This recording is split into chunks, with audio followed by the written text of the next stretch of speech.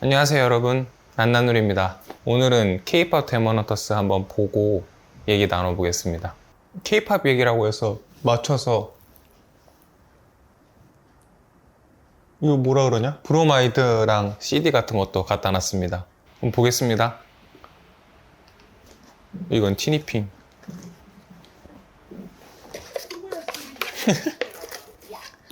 맥갈라 웃기다. 인기가 있다는 설정이어도 노래가 진짜로 안 좋으면 그 납득이 안 가는데 납득이 가네 이거는.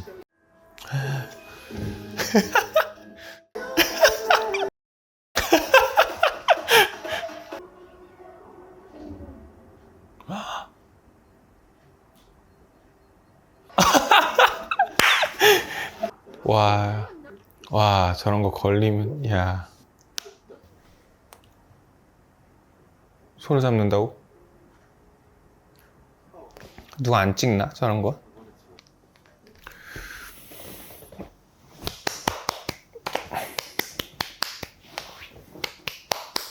잘 봤습니다. 재밌다.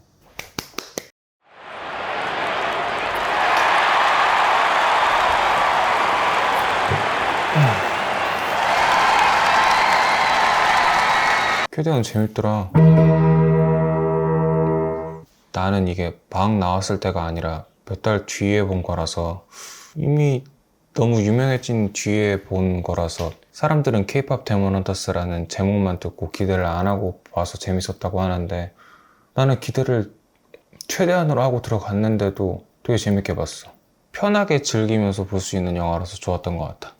나는 원래 외국 영화 보는 거를 되게 좋아하는데, 특히 뭐 할리우드 영화나 일본 영화 같은 거? 근데 영화는 그 영화를 찍는 국가의 문화가 담길 수밖에 없잖아, 어쩔 수 없이. 그래서 그 나라의 문화를 알아야지 공감할 수 있고, 심지어는 거기서 태어나서 쭉 생활을 해야지 완전하게 알 수 있는 부분들도 있을 거란 말이지. 내가 아무리 인터넷으로 그 나라 문화를 조사해 본다고 하더라도 직접 산 게 아니니까 내가 그 사람하고 완전히 같을 수는 없을 거 아니야. 직접 경험과 간접 경험의 차이도 있고. 그래서 항상 그런 외국 영화를 보면서도 내가 영화를 100% 즐기지 못하는구나 라고 생각이 들어서 좀 아쉬웠었거든. 물론 이 영화가 한국 영화는 아니지만 한국을 배경으로 한국 문화를 담은 영화잖아. 그래서 한국인이어야지 100% 이해할 수 있는 부분이 있단 말이지.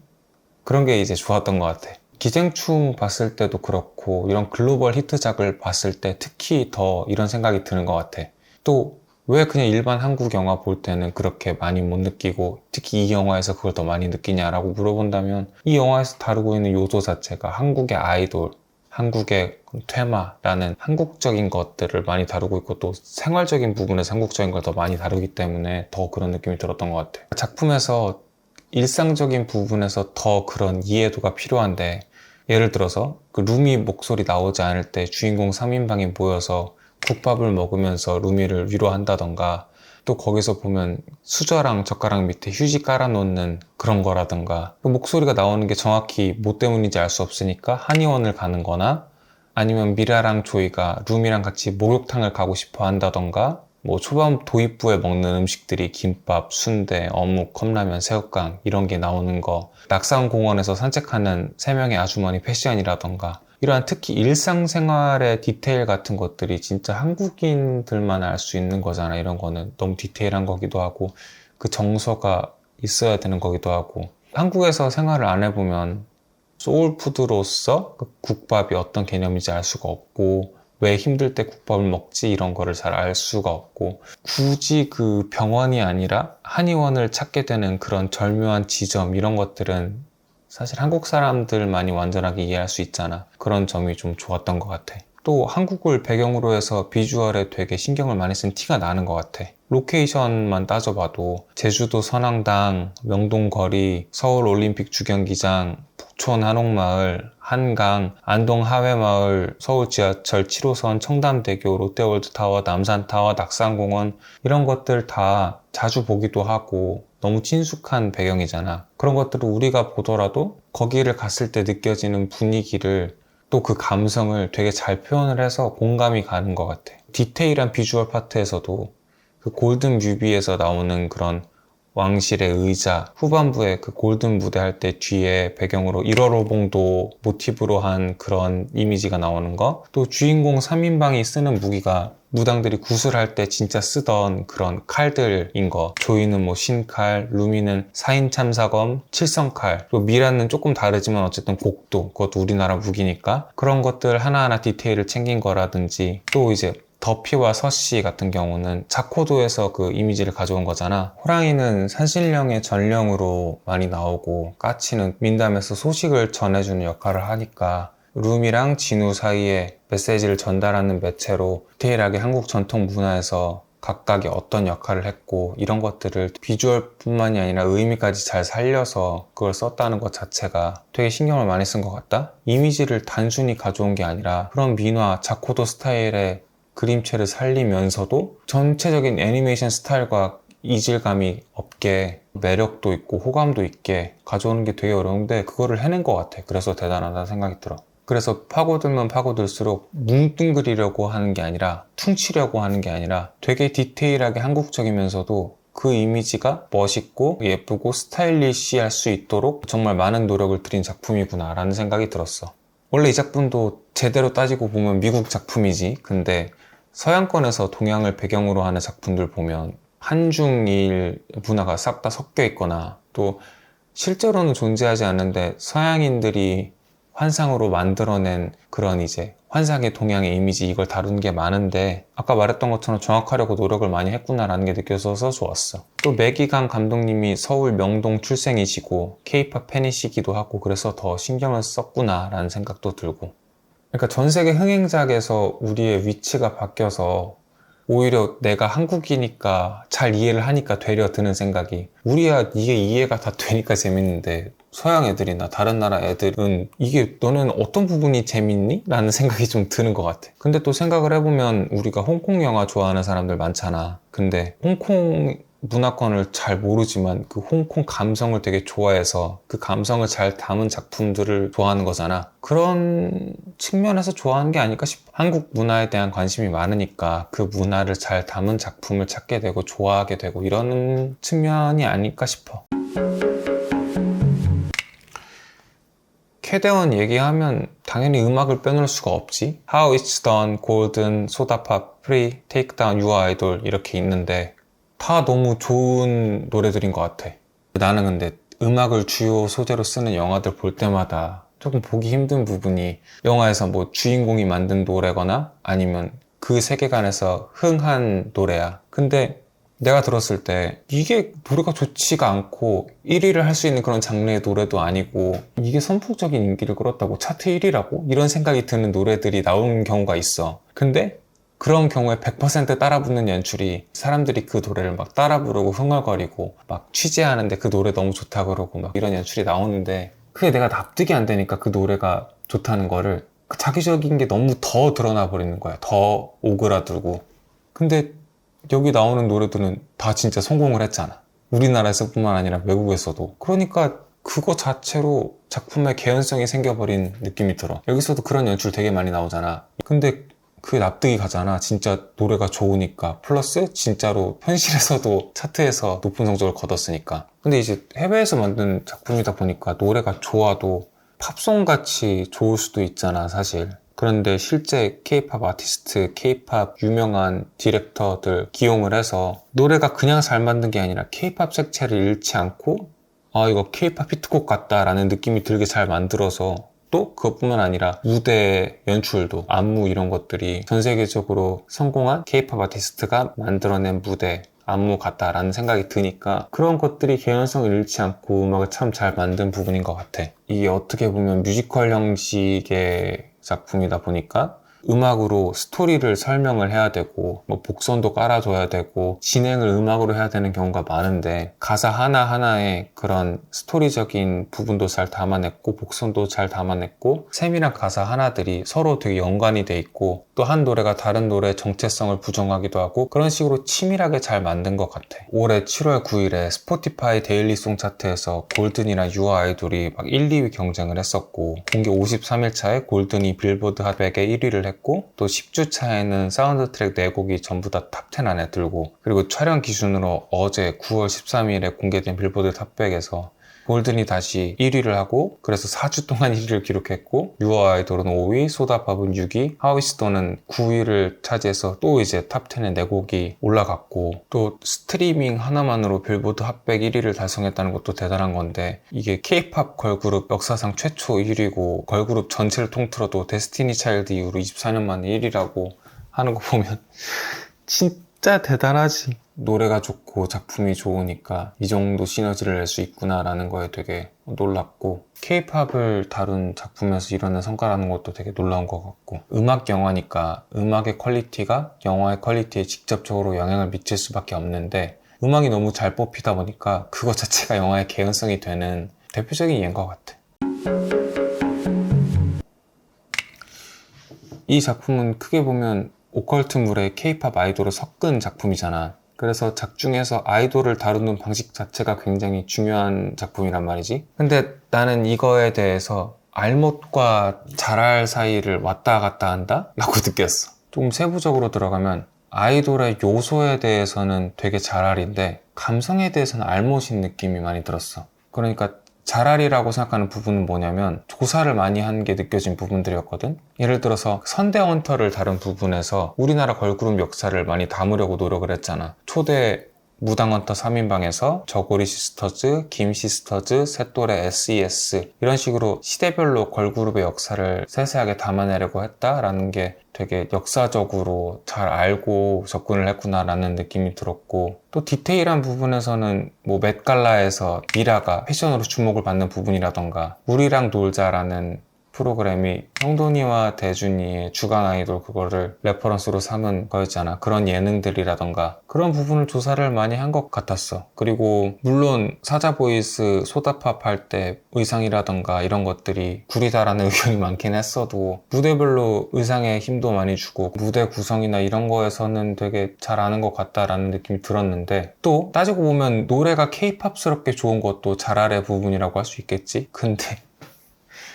감성 부분에서는 알못이란 게 되게 느껴졌었던 게 특히 그 팬덤과 덕질에 대한 감성 부분에서 진짜 알못이라는 생각이 많이 들었어.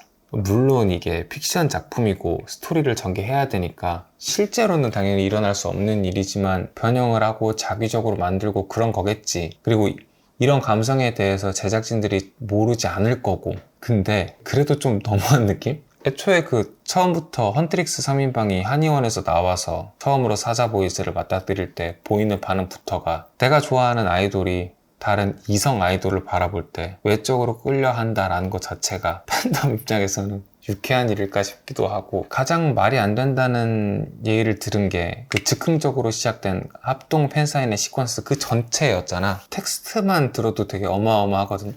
탑 여돌이 팬사인회를 하는데 갑자기 신인 남자 아이돌이 쳐들어와서 공동으로 팬사인회를 하고 일단 여기서부터가 애초에 말이 안 되고 팬들이 다 보고 있는데 섞어 앉는다던가 귓속말을 한다던가 그런 부분들을 보면서 야 이게 현실이었다면 이미 X는 터졌을 거고 유튜브에서는 이 영상들이 엄청난 뷰수를 몰고 있을 거고 정말 별의별 얘기들이 다 나오고 있겠구나라는 생각이 들었어. 또 사자보이스랑 헌트릭스랑 경쟁 구도를 가지고 사자보이스가 헌트릭스의 팬덤을 뺏어오려고 하고 이런 소재로 갔다는 것 자체가 팬덤에 대한 이해가 조금 부족했나? 라는 생각이 좀 들었어. 애초에 남돌이랑 여돌 자체가 팬덤 파이가 그렇게 겹치지도 않고 그리고 팬덤이라는 게 어느 한 그룹이 성적으로 더 잘 나가고 노래가 더 좋고 이런다고 해서 팬덤이 다른 팬덤으로 유출이 많이 되고 뺏기고 흡수되고 이런 부분은 아니라고 생각을 하거든. 흔히 말하는 병크를 치지 않는 이상 팬덤이라는 게 그런 식으로 뺏을 수 있는 것도 아니고 바뀌는 것도 아니고 이런 부분이란 말이야, 팬덤이라는 게. 근데 그거를 그런 요소로 썼다는 것 자체가 잘 이해를 하고 있나, 제작진들이? 라는 생각이 좀 들었어. 그리고 이게 외국 작품이라는 게 확 체감이 됐었던 부분이 합동 팬싸 끝나고 커플링으로 엮는 부분이었거든. 루지누, 조이스터리, 미로마비 이렇게 커플링을 엮는 게 사실 외국에서 케이팝 아이돌을 소비하는 방식이잖아. 우리나라에서는 커플링을 해봤자 같은 그룹 내에서나 뭐 관계성 이 정도로만 엮지, 다른 아이돌이랑, 그것도 이성이랑 어떻게 엮어, 우리나라에서는 팬덤이. 그리고 더 웃긴 게 소속사 직원인 바비가 이렇게 막 검색어 뜨는 거 보고 엮이는 거 보고 인터넷 반응이 좋아 이러고 있는 게 진짜 다분히 외국적이다 라고 느꼈어. 우리나라에서는 남자 아이돌, 여자 아이돌 교류가 있는 게 같은 소속사의 선후배라서 조금 뭐 낙수 효과를 기대하고 친분이 있어요 라고 언급 정도 하는 부분이거나 그 정도가 다잖아 사실. 그리고 음방이나 예능 나와서도 특히 신인이면 서로 아예 다른 차원에 있는 것처럼 행동하잖아. 보여도 보이지 않고 절대 닿을 수 없고 이런 식으로. 근데 그게 사실 말이 너무 많이 나오다 보니까 긁어부스럼을 만들지 않으려는 노력들이잖아. 그래서 그 정서를 모르지 않을 텐데, 아니면 진짜 몰랐나 싶은 생각도 들고, 분명 이게 자기적이고 납득이 안 가고 이상하다라고 느끼는 사람들이 있을 거라는 걸 생각을 했을 텐데, 작품의 전개를 위해서 그런 부분을 희생하고 갈만한 요소였나? 그럴 값어치가 있었나? 라는 좀 생각이 들어. 찾아보니까 원래는 아육대 같은 거를 넣으려고 했는데 소니 상층부에서 이해가 안 된다라는 식으로 반려가 됐다고는 들었는데, 그래도 뭔가 최소한 팬들이 안 보는 데에서 그런다든지 조금 더 개연성 있게 가져갈 수 있지 않을까라는 생각이 좀 있었어. 그래서 나는 생각이 들었던 게, 헌트릭스처럼 차라리 악령 쪽도 걸그룹이었다면 어땠을까라는 생각이 들어. 그러면 조금 더 자유롭게 이야기를 전개해 나갈 수 있는 방향이 분명히 있었을 거고, 경쟁 구도도 조금 더 자연스러웠을 거고, 더 할 수 있는 얘기가 많지 않았을까? 라는 생각이 들었어. 근데 나도 이게 뭐 잘못이라서 그렇게 생각하는 걸 수도 있어. 이 영화는 한 작품이 기획이란 전략이 좋으면 어디까지 올라갈 수 있나를 되게 명확하게 보여준 작품인 것 같아. 사실 시놉시스만 읽으면 유명 K-팝 여자 아이돌이 악령들과 싸운다잖아. 결과론적으로 지금 와서 대성공을 거뒀으니까 신선하다지, 그냥 그 문장만 읽으면 나는 그냥 개인적으로는 뭔가 국가에서 만든 재미없는 홍보용 콘텐츠 같다는 생각이 들었어. 근데 이게 영화 내에서 그거를 비주얼, 스타일, 액션씬, 노래 이런 것들로 납득을 시켰다는 게, 그리고 납득을 넘어서 성공을 시켰다는 게 진짜 대단한 것 같아. 이 작품만 보면 계속 생각나는 게, 옛날에 그 방탄소년단이 데뷔했을 때 당시 기사에서 방탄소년단이라는 네이밍에 대한 조롱이랑 비하 댓글이 엄청 있었었는데, 근데 방탄소년단이 성공하고 나서 이제 그 댓글들이 비웃음을 받고, 비하의 의미로 쓴 댓글인데 그게 오히려 칭찬이 되어버리고, 그런 것들이 되게 뭔가 신기하다라는 식으로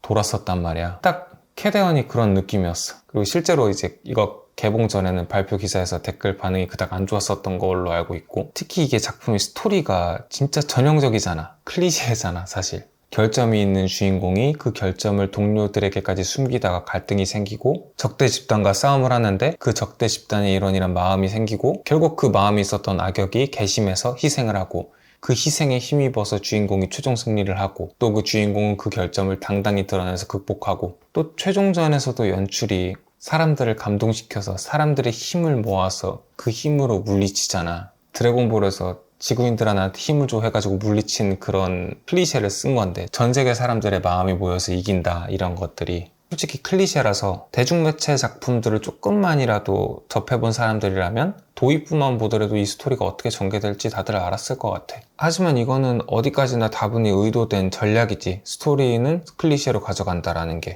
왜냐면 이 영화에서 중요한 거는 어떤 스토리적인 참신함이 아니라 한국적인 요소를 담은 비주얼들이랑 케이팝 무대, 노래, 그리고 스타일리시한 전투씬, 이런 것들이 중요한 거잖아. 그래서 이런 것들을 부각시키기 위해서 스토리를 복잡하지 않게 만든 거지. 그래서 나는 이 영화가 OTT에 최적화된 영화라고 생각해. OTT가 극장이랑 다른 점이 잠깐 멈출 수 있고 어디에서나 볼 수 있다는 거잖아. 또 심지어 멈추고 딴 거를 했다가 다시 볼 수도 있고, 아니면 틀어놓고 게임을 하기도 하고 작업을 하기도 하고 딴짓을 하기도 하고 그러면서 보기도 하잖아. 그럴 때 다시 플레이 버튼을 누르기 가장 어렵게 하는 장벽이 스토리 같거든. 근데 이 작품은 스토리를 누구나 예상할 수 있잖아. 그러니까 그냥 지금 딱 플레이 버튼을 눌렀을 때 내 눈앞에 펼쳐지는 그런 스타일리시한 비주얼이랑 음악을 감상하기만 하면 되는 거지. 그러니까 OTT에 참 적합한 영화인 것 같아. 그리고 이런 전략이 연령층별로도 성공한 전략일 수밖에 없는 게, 성인들이 이 영화를 보는 건 그런 스타일이라고 정리할 수 있는 특장점 때문에 보는 거잖아. 그러니까 스토리에 집중하지 않고 그런 특장점을 오롯이 즐길 수 있으니까 성인들 타겟으로도 구매력이 있는 거고, 영화가. 이 영화의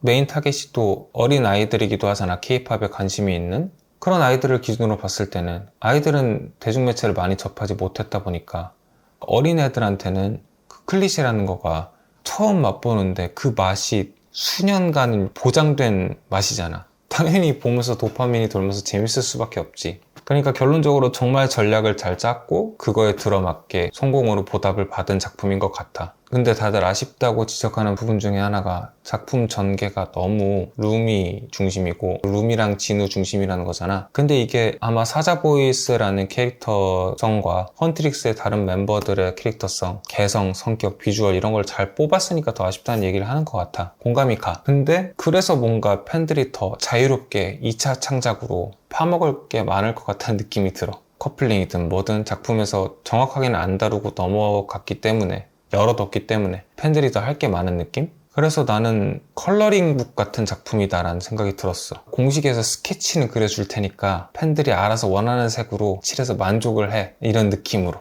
그래서 이 영화도 역시나 요새 트렌드에 잘 발맞춘 작품인 것 같아. 이 영화도 잘하는 부분에 집중한 작품이잖아. 요새는 그런 작품들이 항상 큰 성공을 하는 것 같아. 대표적인 예가 요새 대흥행을 하고 국내 500만이 넘은 F1 더 무비가 있지. 그 영화도 그렇고 이 영화도 그렇고 주력하는 무언가가 제대로 있는 작품이잖아. 그런 작품들이 성공하는 시대인 것 같아. 근데 왜 그런 게 성공을 하냐 생각을 해봤는데, 역사상 따져봤을 때 요새가 그 어느 때보다도 시청자의 선택이 중요한 시대이기 때문이지 않을까라는 생각이 들어. 옛날에는 영상 매체를 공급해주는 공급자가 극장이나 아니면 브라운관 TV 딱 2개밖에 없었잖아. 근데 요새는 플랫폼이 넘쳐나고 OTT도 넘쳐나고 유튜브가 있잖아. 그러니까 사람들한테 영상 매체가 무차별적으로 쏟아지는 시대란 말이지. 그리고 알고리즘 시대니까 내가 보고 싶은 것만 계속 볼 수 있고 또 그렇게 만들어주는 시대잖아. 이런 상황에서 시청자의 선택에 걸리려면 작품의 어느 한 부분이 무조건 뾰족해야 된다는 거야. 그러니까 시청자들이 이 작품을 보는 그 이유 하나만은 진짜 뚝심 있게 파고들어서 그 이유 면에서는 다른 작품들과 경쟁을 해봤을 때 절대 못 따라오게 만드는 거지. 파고드는 그런 요소 이외의 것들은 다 전형적으로 만들어서 포기한다 치더라도, 그래야 알고리즘에 걸려서 사람들이 보니까. 물론 요즘 같은 시대에도 스토리, 비주얼, 연기, 메시지, FX, CG 이런 것들이 모든 부분에서 뛰어나서 영화제에서 상을 타고 새로운 부르의 명작이 되는 작품들도 나오긴 하지. 근데 모든 영화가 그럴 수 없잖아. 제작비적인 측면도 존재할 거고 역량적인 측면도 존재할 거고 OTT라는 매체 자체의 한계도 있고, 그래서 같은 노력을 들이더라도 모든 부분에서 평이하거나 평이한 것보다 조금 나은 작품을 만들기보다는 버릴 부분은 과감하게 쳐버리고 잘하는 거를 밀고 가는 게 트렌드가 된 것 같아. 또 특정 예술 작품들 빼고는 내가 봤을 때 뚝심 있게 밀고 가는 게 스토리인 작품이 얼마 안 되는 것 같거든? 근데 이거는 내 생각인데, 이미 요즘 시대는 할 수 있는 얘기는 다 한 시대잖아. 새로울 게 없어, 스토리가. 그래서 더 스토리 쪽으로는 파려는 노력이 적은 거 아닌가 싶은 생각이 들어. 새롭고 참신한 이야기를 만들어내는 것보다는 다른 부분을 세련되게 만드는 게 더 쉬우니까.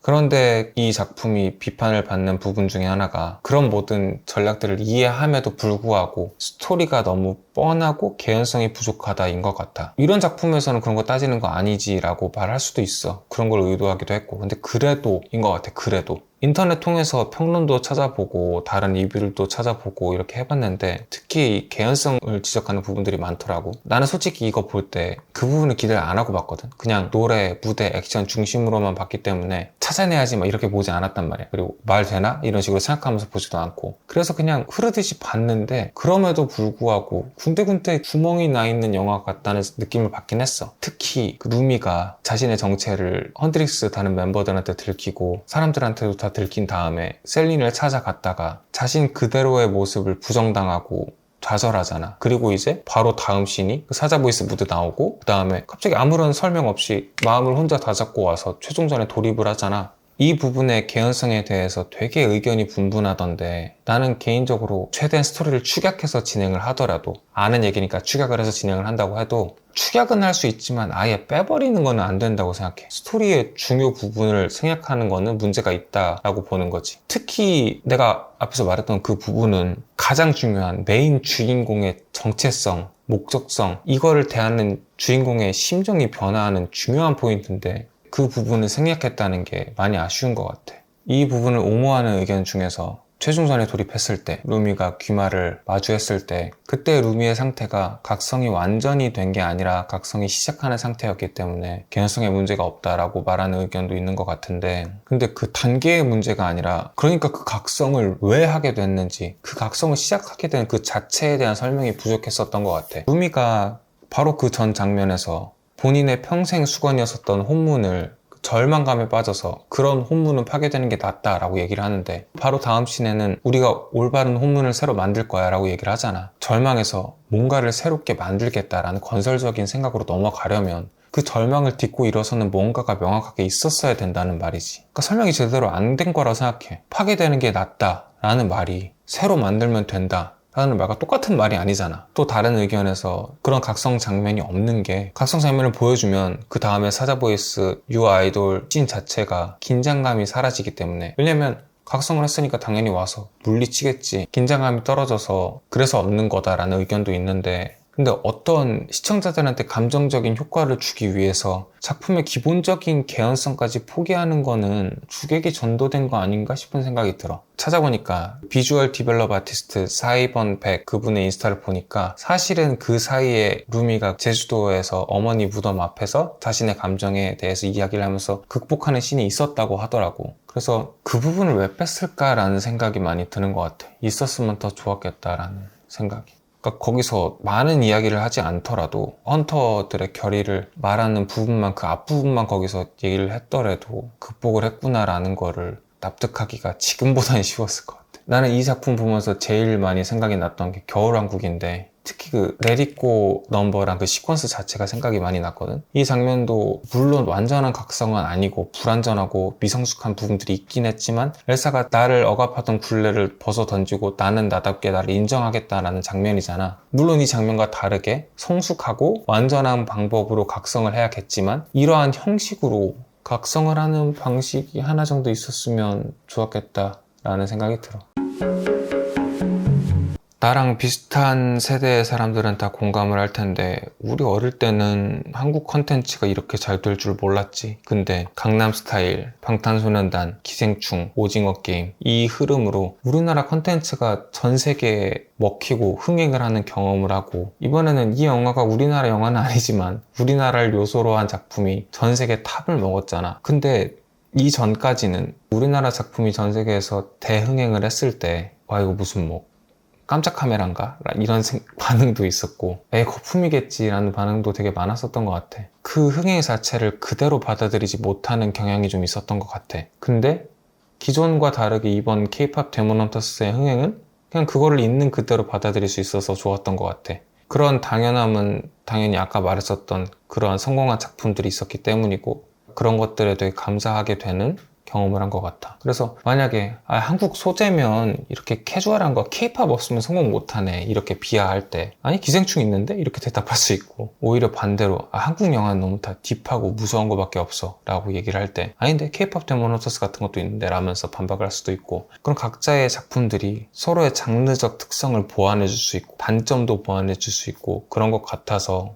너무 좋은 것 같아. 그러니까 한국 컨텐츠라는 거가 아예 대중문화적인 하나의 장르로 자리 잡은 것 같아서 또 그렇게 잡아 나가고 있는 것 같아서 기분이 좋은 것 같아. 그리고 K-pop 아이돌을 다룬 작품이다 보니까 덕질 얘기를 안 할 수가 없어서 내가 이렇게 바리바리 들고 왔는데, 내 덕질 역사를 얘기를 해보자면, 처음에 어릴 때는 동방신기에 대해서 되게 관심이 많았어가지고 좋아했었고, 그렇다고 막 딥하게 파고 막 이랬던 건 아니고 멋있다라는 생각을 해서 팬이었었는데, 내 또래 남자애들 대부분이 그랬었을 것 같은데 아이돌에 큰 관심이 없거든, 남자애들은.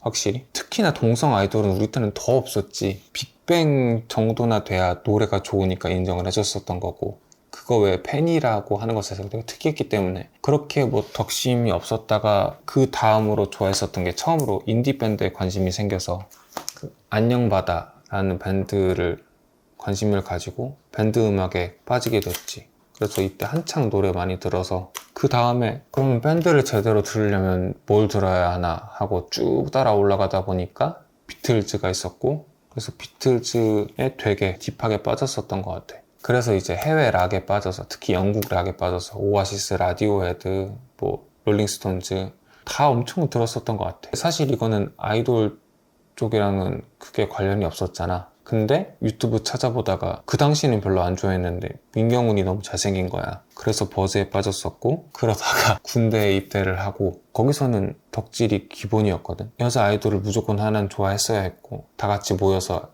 아이돌 보고 이런 게 낙이었었고, 그래서 그때 처음으로 여자 아이돌에 빠지게 된 게 프로미스 나인. 거의 대부분 그럴걸? 프로미스 나인이랑 우리 때는 아이즈원에 빠져서, 그래서 이때 되게 딥하게 K-pop 쪽에 관심이 생겨서 많이 찾아보고 덕질도 했었고 많이 사기도 했었고, 그리고 전역을 하고 또 계속 관심이 있었고, 애초에 이런 문화나 이런 거에 관심이 많으니까, 또 배우 일을 하고 있다 보니까 연예계 쪽에 관심이 많아서 그 다음에는 엠믹스에 관심이 생겨서 여기도 덕질을 하게 됐었던 것 같아. 그러고 어느 순간 아예 덕질을 그만하게 된 것 같다. 아무튼 이런 것들도 다 그냥 팬심도 있지만 앨범이나 이런 것들에 대한 비주얼이나 이런 것들도 되게 마음에 들어서 많이 샀었던 것 같아. 그리고 요거는 동생이 마이데이라서 갖고 왔어. 앨범만 놓기 그래가지고 빌려왔어. 덕질이란 게 좋은 것 같더라고. 사실 살아갈 이유를 만들어주기도 하고, 돈을 벌 이유를 만들어주기도 하고, 마음 둘 곳을 정하기가 어려운 시대인데, 그럴 때 덕질이라는 것 자체가 참 순기능을 하는 것 같아. 물론 산업상으로 악폐습도 많고 안 좋은 부분도 물론 있긴 하지만, 그래도 아직까지는 많이 순수한 사랑이지 않나? 덕질 쪽이. 그런 생각이 들어. 그래서 덕질에 대한 생각도 많이 하게 됐고, 아이돌에 대한 생각도 다시금 많이 하게 된 좋은 영화였다.